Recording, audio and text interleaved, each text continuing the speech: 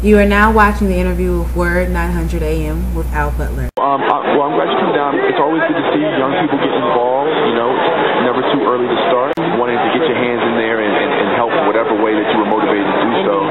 How did that manifest for you? Well, the things that I experienced from transferring from one university to the next was just interesting. Actually, Xavier was founded by Catherine Drexel, who uncle founded Drexel University, which is A.J. Drexel. And so Catherine was more concerned about the minorities, and A.J. Drexel was more concerned about engineers, and which kind of focused to the Caucasian demographic. But nonetheless, they two were connected. So I kind of stayed as a family the whole time. I didn't know that. I think it was the cutoff. And so every song that came out had to be 320 or less, or wouldn't get any airplay. And so all these great old songs are too short. Listen to the great Jackson 5 song, it's like 2 minutes and 15 seconds. Oh, they're too long. No, they're too short. There's some amazing Michael Jackson stuff for like 6 minutes. No, I'm talking about that. I'm talking about the Jackson 5 back in the day. Like Never Can Say Goodbye, it's 2 minutes and 54 seconds. That should just be like, to me that could be a 10-minute song. But I mean, it should be at least 4 minutes. It should be at least 4 minutes. But anyway, I love that Uptight song and many other Motown songs. I just wish they were longer. And now, not to keep you wonder, but a lot of the artists that sang those songs aren't around anymore, so they can't do any longer. Like Otis Redding, Try a Little Tenderness. That song needs to be longer too, because as soon as you get to the good part, the song is over. But anyway, now you were telling us that started, you're from around here, went to Xavier Baby, and then you heard me. Then after Katrina, you transferred to Drexel, right? Because there was a connection between sister Catherine Drexel and AJ. I knew there was a J in there somewhere. Drexel, right. Up here in Philly, and you know people in Philly are very familiar with Drexel University, of course. And you're there now doing graduate work after having finished undergrad, but you were also doing other things because of what the impact Katrina had on you. Right. You wanted to reach out to other people. Right. So explain a little bit about how you're doing that. Well, right now I'm focusing on establishing a scholarship at Drexel University for minority students, and mostly those who have single-parent households, so that they have an opportunity to come to Drexel, because most people realize that Drexel is extremely expensive. It's like $40,000 plus to attend Drexel, and more often than not, people can't just attend Drexel. They don't know anything about it. So I wanted to give them an opportunity to have an higher education. Okay. Well, that's a beautiful thing. Indeed. Helping people gain that higher education is always a great thing, and we applaud you for that.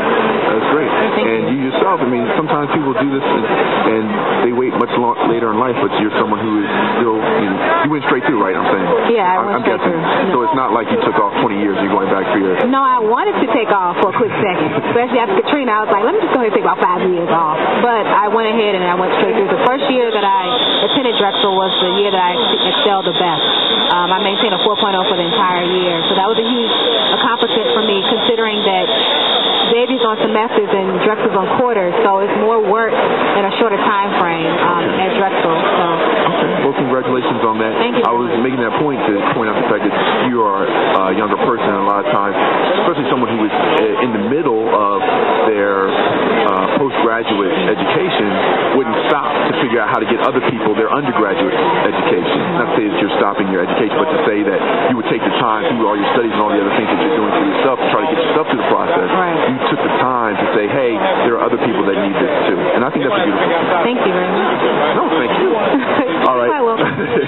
Now you ready to vote? Okay. All right. It's voting for Coonan and Coolin. I do this every week. And the Coonan person is the worst person of the week. And it can be anything that happens. It could be a famous person, or it could be someone from around the neighborhood, something in the news, whatever. Okay. And people go through the week and they mention things on the air. They email me, and whoever gets the most mentions at the end of the week, I compile a list of the most mentions, and they vote. And so we have the list of the worst and the best.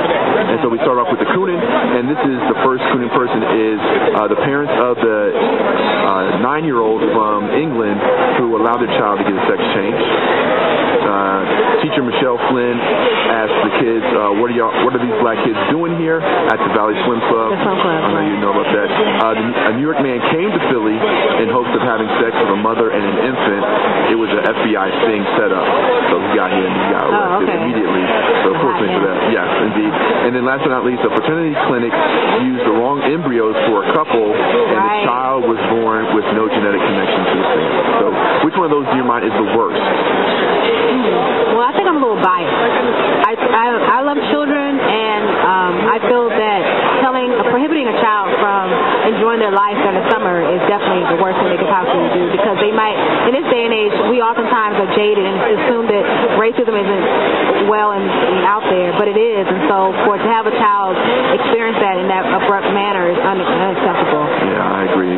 Clearly that was something that came up a lot, and we now have a face with the name that we didn't have prior. So and I think they're going on with the lawsuit right now as well. Exactly. All right, now tell me which one of these is the best. All right.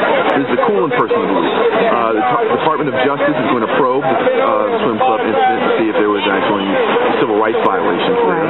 Blair Underwood is establishing an HIV clinic here in Washington, D.C., and then President Obama becomes the first U.S. president to chair the UN Security Council. Which one of those in your mind is the best? Wow. So they're all amazing. I would have to say probably the HIV. Okay. Only because it's something that sometimes is kicked underneath the carpet and not spoken about, and I think President Obama just being who he is as itself is amazing, so I don't think there needs as much recognition for the week. Considering he was at the G summit, the 20 summit, so that was in of itself was a big deal. But definitely having more funding for HIV awareness in our community, especially heterosexual males, black males, is very important. So.